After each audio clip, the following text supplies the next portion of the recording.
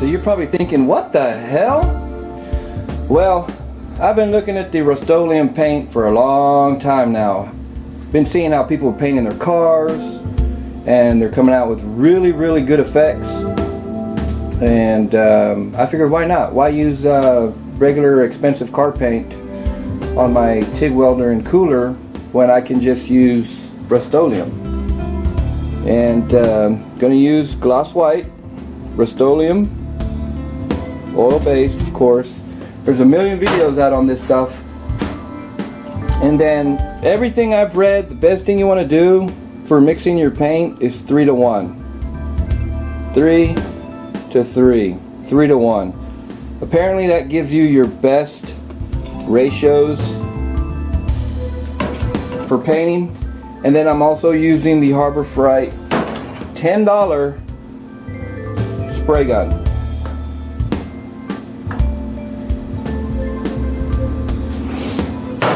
And we'll see what happens next. Let me start prepping everything out, and then I'll show you how I do the mixing, and we'll go from there. Alright, you can see on the cup where I have 3 to 1. 3 is on the bottom, 3 is on the top. That's actually 1 ratio. 3 to 1. See if I can do this without spilling it everywhere.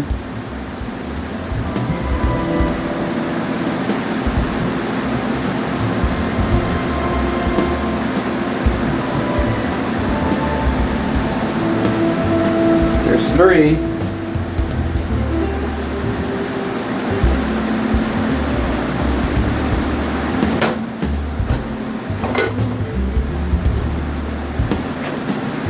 And then we have our Sunnyside acetone.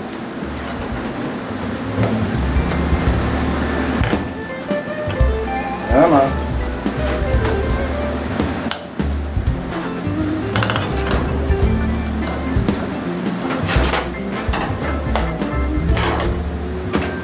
And then go 1.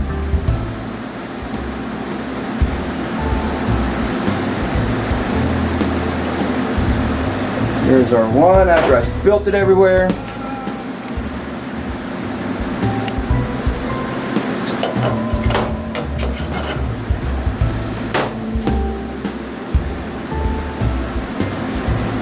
And then this is the part where I like to pull my stick out. That's right. Mix it up. Nice and smooth. So like I said, everything I've seen on this 3 to 1 mix ratio, apparently people are getting really good flow, really smooth finishes, not having to go back and sand due to orange peel or what have you. I'm going to mix this just for about another 30 seconds. It's pretty runny.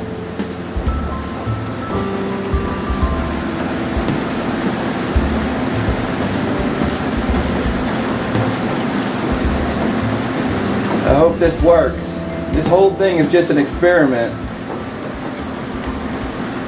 But I've really been wanting to do this Rust-Oleum paint for a long time. And I finally get to test it out on the TIG covers, cooler covers. And we'll see what happens.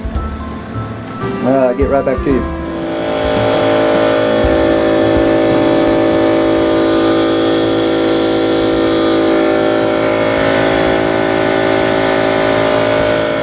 Alright, I'm not going to lie to you. 3 to 1 ratio.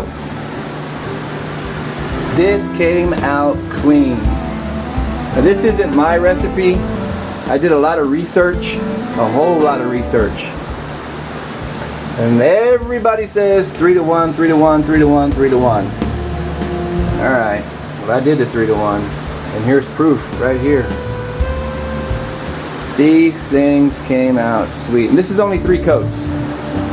I didn't feel a need to have to put extra coats. This isn't going on a car. I'm not using it for industrial use. It's just going to be inside in a shop.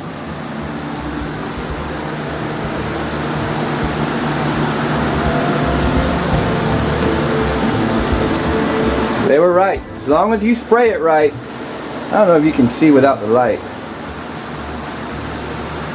There is very, very, very little orange peel.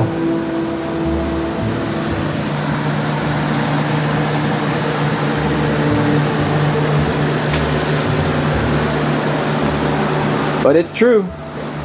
3 to 1 will get you that perfect smoothness that you need. Alright, so this part's done. I need to get some stainless button heads and start putting this thing back together. I should have finished this before I even started other projects, because this shouldn't be like this. So I'm going to give these a couple days to dry. I'm going to let this dry inside for a day, and then I'm going to put it outside in the sun for a day, and that should get it to where it needs to get hardened really well, hopefully. And if it is, we'll start putting it back together, and then we'll, I guess some would say, decorate it with a bunch of stickers. And no, they're not corny stickers. You'll see. Stay tuned. Thanks, guys. I'm going to see if this different lighting will give a better view of how well the paint came out. As you can kind of see the shine in it. There you go.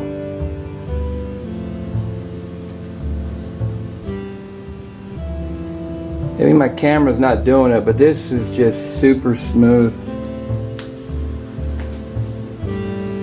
Yeah, my camera's not picking it up very well. Maybe if I took them outside, I'm gonna let them cure for a good bit before I really start even trying to handle them. Otherwise, I'm very, very happy.